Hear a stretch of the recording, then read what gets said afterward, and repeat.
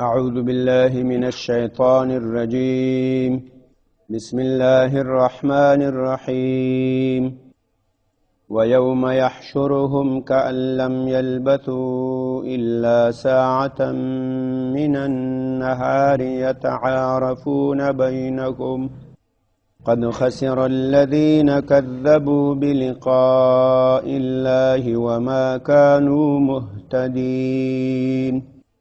وإما نرينك بعض الذي نعدهم أو لنتوفينك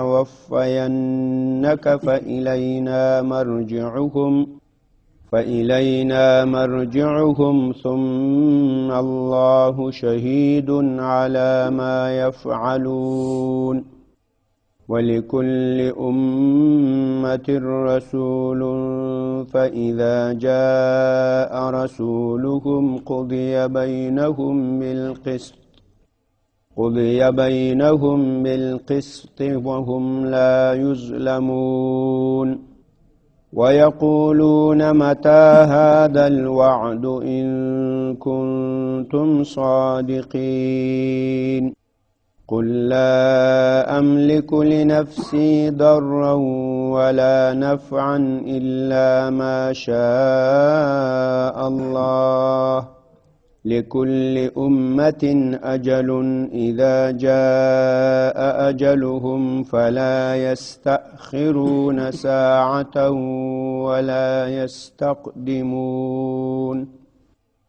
بسم الله الرحمن الرحيم. سورة یونس آیت نمبر 45. د دې آیاتونو مناسبت له مخکې سره هغه په دې طریقه باندې ده. مخکې الله تعالی وفرمایل چې په دې کافرانو باندې الله تعالی ظلم نه ده کړی، بلکې دوی په خپلو ځانونو باندې ظلم کړی.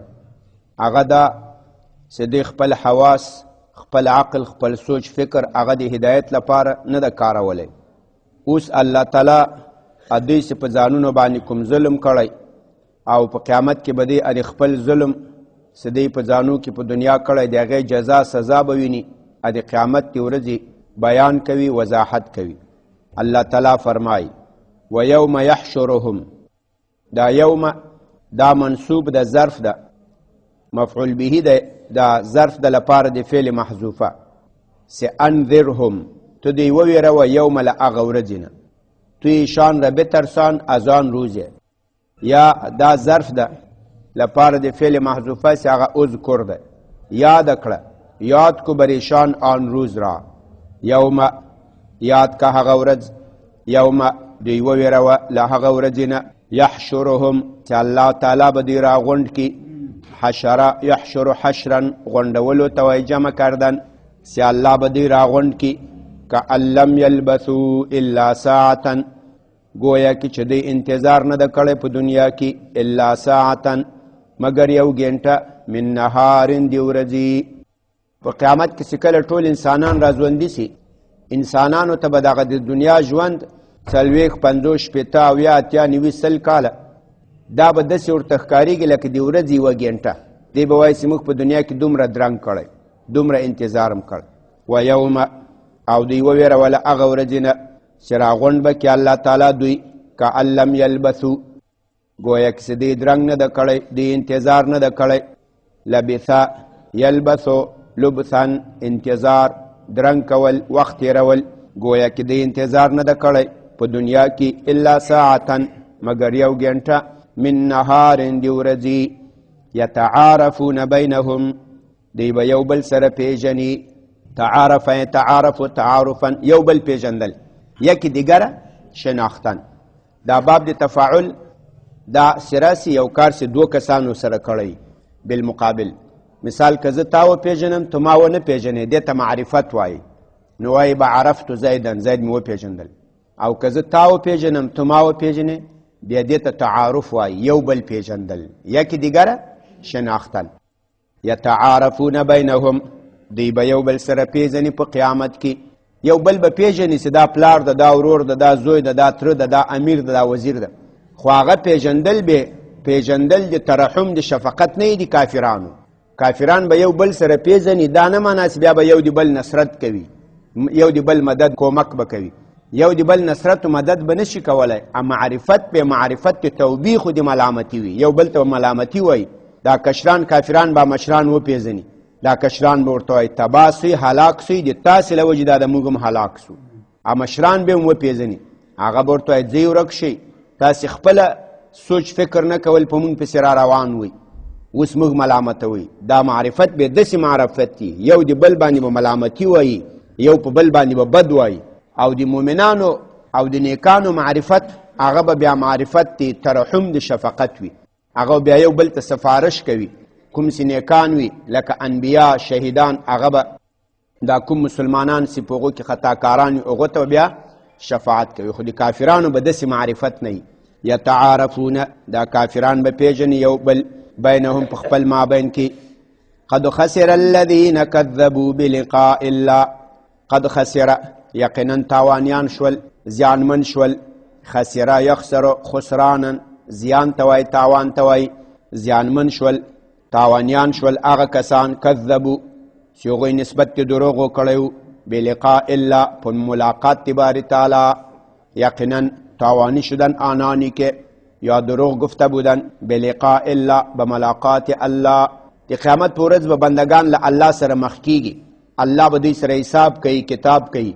نو څوک چې دا د الله ملاقات رښتیا بولي هغه بیا هلته ګټه وکړي، څوک چې دا د الله تعالی ته ورتلل دروغ بولي دا به هلته بیا تاوان وکړي.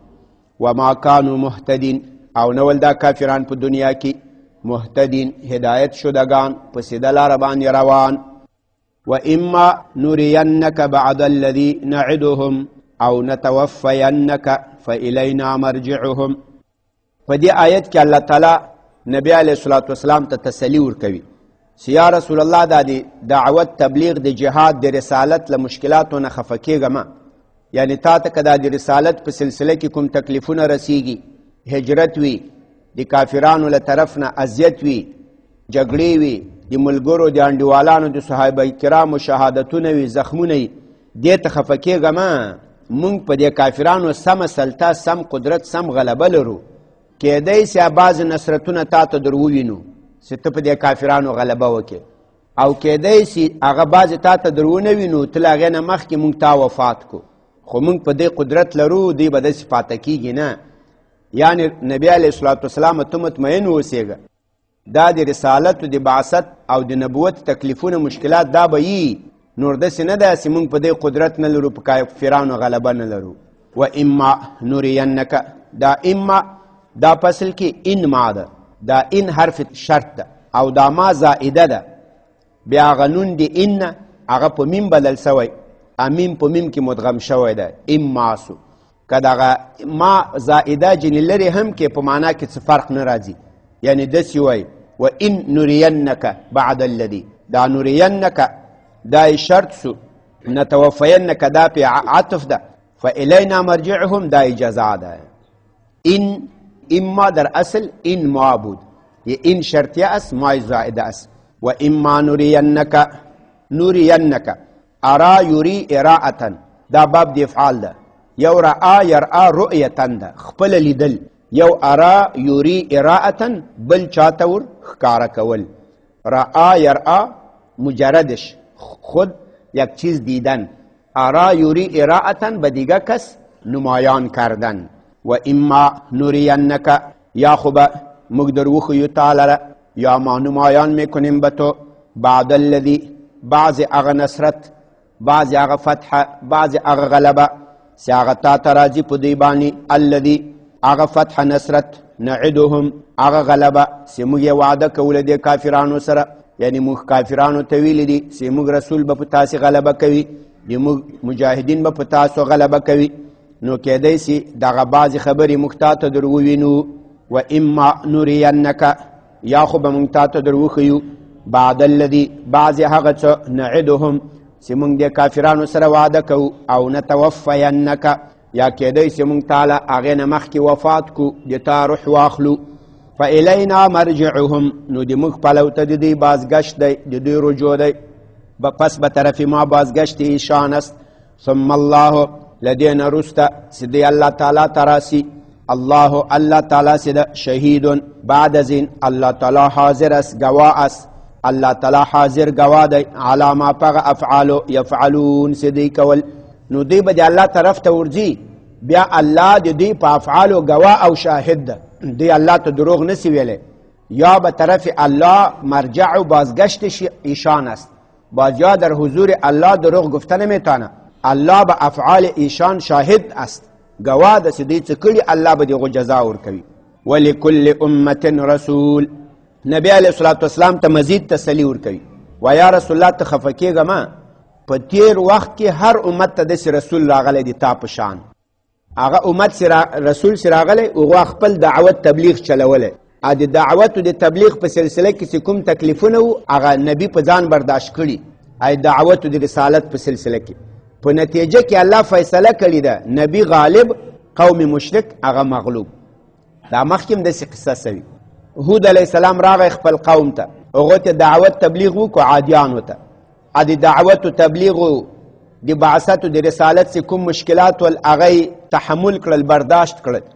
چې کله د الله فیصله راغله هود علیه السلام نجات وموندل، کافر قوم هلاک شو. صالح علیه السلام راغی سمودیانو ته، د رسالت و د بعثت چې څومره تکلیفونه و هغه برداشت کړل د دعوت و تبلیغ سلسله کې. کله چې قوم انکار وکړو د الله فیصله راغله، پیغمبر نجات وموندل، قوم کافر هلاک شو. موسی علیه السلام بنی اسرائیلو نجات وموندل، فرعون هلاک شو. نوح علیه السلام نجات وموندل، قوم کافر هلاک شو. یا رسول الله د تابم عاقبت امدسی، تو به فتح نصرت مومې، کافر قوم به هلاکیږي، الله به فیصله پې کوي، مطمئن اوسه. ولکل امة رسول، هر امت لره رسول وي، استازی وي. فاذا جاء رسولهم، نو کله چې راغی دوی ته د دوی رسول، قضی بینهم، نو فیصله وسوه دوی منځ کې، بالقسط، په عدل باندې، په انصاف سره فیصله وسوه. څوک چې ظالم و هغه ته جزا ورکړی شوه، څوک چې مظلوم و د هغه مدد او نصرت وسو. وهم لا یظلمون، او په دې باندې به ظلم نه کیږي. دا نبی اسلام ته مزید تسلی سوه چې یا رسول الله ته د دې قوم رسول یې، ته به دې ته راځې، دعوت تبلیغ جهادونه به کوې، څومره مشکلات چې د هغه به ختمیږي، برداشت کیږي، بیا به فیصله کیږي، ته به غلبه کوې، کافر قوم به تباه کیږي. دا د مخکې تایید غوندې سو. و اما نرینک بعد الذي نعدهم، دا به همداسې کیږي. ویقولون، دا د کافرانو یو بله شبهه ده. نبی علیه الصلاة والسلام به کافرانو ته ویل وایي د قیامت ورځ ده، حشر ده، نشر ده، ټول انسانان به راژوندي کیږي، بیا به له دوی سره حساب کیږي، ترازو د اعمالو به وي، بیا به چا ترازو سپک سي، د چا ترازو به دروند سي. سپک ترازو والا به جهنم ته ځي، درانه ترازو والا به جنت ته ځي. کافرانو به ورته وایي دغه ده قیامت ته، حشر ده، نشر ده. کومه ده؟ کله راځي؟ ته موږ ته راوله، دا موږ ته مړي راژوندي که، ته راځه چې قبرستان ته ولاړ شو، ما ته یو څو مړي راژوندي که. دا خبرې به کوئ.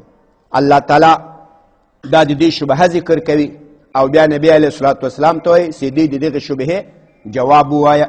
ویقولون، او دا کافران وایي متى هذا الوعد، کله به دغه وعده د حشر د نشر. هغه نن چې موږ تاسو په دې اول آیت کې ویل، 45 نمبر آیت کې، ویوم یحشرهم، او کله چې الله تعالی دوی راجمع کې راغونډ کې، نو دوی به وایي دغه راغونډول به کله وي، دا وعده به کله وي. ویقولون، او دوی وایي متى هذا الوعد، دا وعده به کله وي، ان کنتم صادقین، که تاسو رښتیا وایاست. یعنی که ته رښتیا وایې ما ته وښیه دا وعده به څه وخت. هغه خو انبیاو ته خو د هغو ټیم وخت نه ده معلوم، د قیامت ورځ علم خو یو له الله سره ده. نو چې انبیاو به ونه ویل وایي بس نو تاسو دروغ وایاست، دا نشته. ان کنتم صادقین، که چېرته تاسې رښتیا وایاست چې قیامت شته ده، دا وعده شته ده. نبی علیه الصلاة والسلام جواب ورته کوي، وایي ګوره قیامت خو ډېره لوی ورځ ده، په قیامت کې خو ټول انسانان راژوندي سي، له دوی سره حساب کتاب وسي، څوک جنت ته لاړ سي، څوک دوزخ ته لاړ سي. خو ډېره لوی خبر ده. د هغې تاریخ، د هغې بیان خو له ما سره بیخي نسته، له هغې نه به وړه خبر درته وښیم. زه ځان ته هم د خیر و د شر مالک نه یم. که ما ته الله تعالی څه شی لیکلي، یو بیماري، یو ناروغي، دا له ځان چې نسم دفع کولی. که ما ته یو خیر لیکلی، دا له ځان چې نسم دفع کولی. زه ځان ته تصرف نه لرم، واک نه لرم، اختیار نه لرم. ته ما چې د قیامت د ورځې پوښتنې کوې، خو ما ته الله ویلي چې دا راځي، نورې وخت نه ده راته ښودلی. دا تپوسونه له ما مه کوه. قلت ورته ووایه لا املکو، زه مالک نه یم، زه متصرف نه یم، لنفسي خپل ځان لره، ضرن د تاوان، ولا نفعا او ندی ګټي، یعنی ځان تم تاوان مالک نه یم چې تاوان له ځان نه دفع کم، ولا نفعا ندی فایدې مالک یم چې یو فایده خامخا ځان ته ورسوم، الا ما شاء الله مگر هغه چې الله یې وغواړي. که الله وغواړي چې ما ته به یو نفع رسیږي بیا به رسیږي، که الله وغواړي چې ما ته به یو تکلیف رسیږي بیا به راته رسیږي، زه کوم تصرف پکې نه لرم. لکل امة اجل، او تاسې وایي چې قیامت به کله راځي؟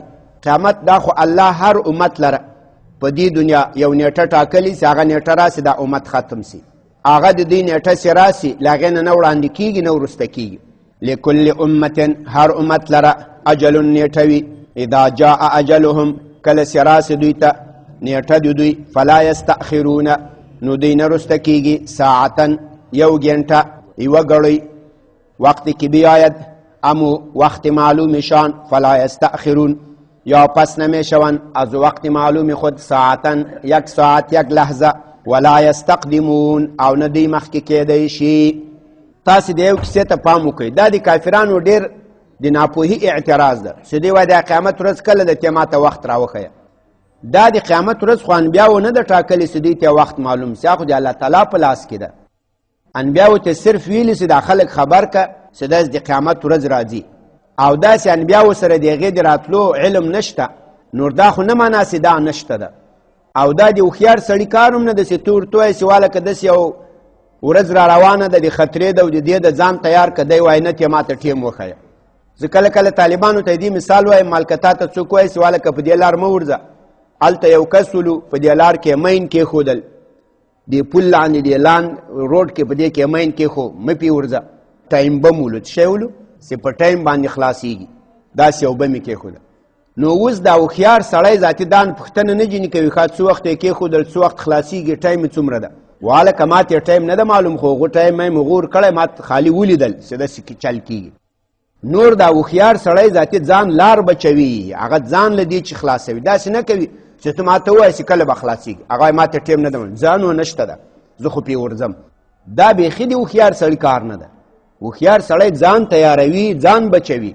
اوس نبی علیه صلات وسلام درته وایي آسماني کتاب ورسره ده، معجزه ورسره ده، صادق امین ده، سواله که حساب را روان ده، کتاب را روان ده، ځان تیار که دی وایي کله به نو کله به یې خو د ما په لاس کې نه ده، هغه د الله تعالی سره ده. ته که هوښیار یې ته باید ځان تیار کړې، د دې ورځې تیاری وکړې، غافل نه سې، بېخبره نه سې. دا بیخي له عقل نه لرې خبره ده. دا کافران هم له مغزو خلاص ول، سم په خبر نه پوهېدل، دې ته تیاری پکار ده. که په دې کې یو سوال و جواب کېږي، وایي هر امت لره یو خاصه نیټه وي، کله چې د دې نیټه راسي فلا یستأخرون ساعتا نو دوی به نه وروسته کېږي یو ساعت، ولا یستقدمون او نه به مخکې کېږي. هغه سوال دلته دا کېږي چې کله نیټه راسي د یو امت، هغه اجل راورسېږي، هغه د عذاب د هلاکت، وایي نه به وروسته کېږي نه به مخکې کېږي. وروسته کېدل خو صحیح ده. اوس مثال د فرعون د غرقېدو نیټه راغله، نو له دغه لحظې نه چې دی غرقېدو له دې نه د دوه ورځ نه وروسته کېده، چې هغه د عاشورا د محرم الحرام لسم ورځ وه. له دې لسم تاریخ د عاشورا نه د ده غرقېدل نه وروسته کېدل، یولسم دولسم دیارلسم ته نه وروسته کېدل، بس په همدغې ورځ دی هلاک کېدو. دا د تأخیر ونه سو. لا یستقدمون او مخکې کېږي بم نه، مخکې کېدل خو نه راځي، ځکه مخکې کېدل خو دا معنا چې دی په لسم تاریخ هلاک سو، په نهم تاریخ هلاک سوی و. نهمه ورځ خو تېره وه، هغه اتم و نهم و پنځمه ورځ هغه خو تېره وه. په زمانه کې خو څوک شاته نسي تلای، و یو شی وروسته کولی سي، مخکې کېدل خو نمیشه. در زمانه خو آدم پشت سر رفته نمیتونه، یو شی وروسته کولی سي له خپلې نیټې نه، مخکې کولی خو نسي. نو دلته دا یستقدمون ولې ذکر کړی؟ دې ته دوه توجیهګانې کړي. یو توجیه داسې کړي فاذا جاء اجلهم، جاء په معنا د قربه، کله چې د دوی نیټه رانږدې سي، کله چې د دوی نیټه رانږدې شي. مثال فرعونیان هغه په لسم د محرم الحرام هلاک سول، د عاشورا په ورځ. کله چې دوی دغه د هلاکت ورځ رانږدې سوه، یعنی د عاشورا اول تاریخ و، نو د عاشورا اول تاریخ چې خصو د دوی هلاکت ته خو لس ورځې پاته وې، نو اوس دا د دوی هلاکت وروسته کېږي نه چې پنځلسم تاریخ ته سي، او مخکې کېږي نه چې پنځم تاریخ ته سي، دا یو هم نه پکې کېږي. نو دلته جاء اجلهم یعنی قربه اجلهم، کله چې دوی اجل رانږدې سي بیا نه تقدیم کېږي او نه تأخیر کېږي. دویمه توجیه داسې کړي وای دلته اصلا دا یستأخرون مراد ده. کله چې دوی جاء په خپل معنا ده، کله چې د دوی نیټه د هلاکت راسي دوی له خپل هلاکت نه رسته کیږي، اصلي دا مراد ده. دا ولا یستقدمون وای دا د خلکو د عرف په بنا ذکر سوی ده. په عرف عام کې بعضې خلک یو لفظ، اکثر خلک یو لفظ وایي هغه مراد نه وي، تقدیم بیخي مراد نه ده. لکه موږ تاسې له چا نه یو شی اخلو، مثال یو کتاب اخلې د دې قیمت 100 روپۍ ده، هغه درته وایي دا 500 ده، ته ورته وایي وګوره څه زیادت و کمای نه کېږي، څه زیادت او کمای، چې زیادت و نقصان نمیشه. ښه نو اوس د تا نقصان مطلب ده که د زیادت مطلب ده؟ نقصان دی مطلب ده چې له 500 راته 400 که، دا دی مطلب نه ده چې 500 ده راته 600 که، زیاتوي خو څوک نه. خو په عام عرف کې موږ څو ټکي وایو؟ 2 ټکي وایو. دا شی 500 روپۍ ده واله که ته وګوره که څه زیادت و نقصان کېږي تو بیبي اگه چې زیات و کم میشه، و زیادت خو تا نه ده مطلب. وای دلته هم دا لا یستقدمون نه ده مراد، اصلي مراد لا یستأخرون ده. تر همدې پورې بس ته د دې آیتونو حاصل دا سو چې د الله تعالی حضور ته به ټول انسانان ورځي، بیا کوم خلک چې د الله په ملاقات په مخامخ کېدو دروغ ویلي دي هغو ته به الله تعالی هغه به هلته تاوان وکړي په خپل حساب او کتاب کې. او نبی علیه الصلاة والسلام تسلی په دې کې ذکر شوه چې یا رسول الله کېدی چې موږ تا ته دا بعضې هغه وعدې د عذاب چې له کافرانو سره م کړي هغه یا تا ته وښیو یا یې ونه ښیو، له هغې نه مخکې به موږ تا وفات کړو، خو دوی به موږ ته راځي، موږ به دوی سره حساب کوو او الله د دوی په کړو وړو باندې شاهد ده. لکه مخکې امتونو کې هم همداسې وو، هغه نبي چې ورته راغی بیا الله د هغو نبي او د امت منځ کې په حقه باندې فیصله وکړه. سبحان ربك رب العزة عما يصفون وسلام على المرسلين والحمد لله رب العالمين. یا الله د قرآن کریم دا ترجمه او تفسیر خپل حضور کې قبول و منظور کې، که څه زیادت و نقصان شوی کې موږ ته معافي وکړه. یا الله په ایمانیاتو د قیامت په ورځ په انبیاو، په کتابونو، په ملایکو، په ټولو باندې ایمان قوي او مضبوط کې. د قیامت د ورځې یا الله د نبی اسلام شفاعت هم نصیب کې. یا الله نجات هم نصیب کې. یا الله له غلطو اعمالو نه خپل حفظ و امان کې وساتې. په حاضر مجلس فضل و رحم وکړي. ظاهري باطني ټولو ناروغیو ته صحت عافیت نصیب کې. مجاهدین د اسلام حافظ ناصر مددگار شي. بندیان د اسلام په خیر عافیت سره کورونو ته راولي. وصلی الله تعالی علی خیر خلق.